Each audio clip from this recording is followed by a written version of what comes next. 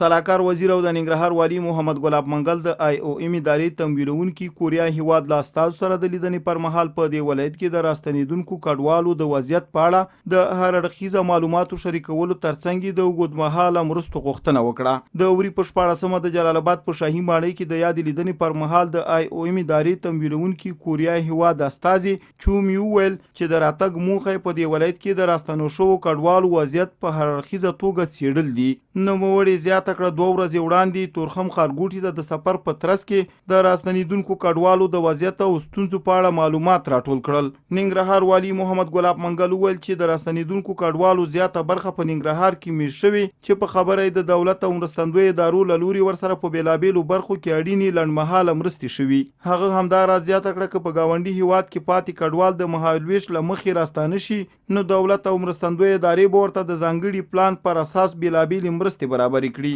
منګل زیاته کړه په ولسوالۍ کې د کورنۍ جګړو له امله بې ځایه شوې کورنۍ بیرته خپلو سیمو ته ستنې شوي نو پکار ده چې زیانمنو شوو کورنیو سره په خپلو کورونو کې اړینې مرستې ترسره شي.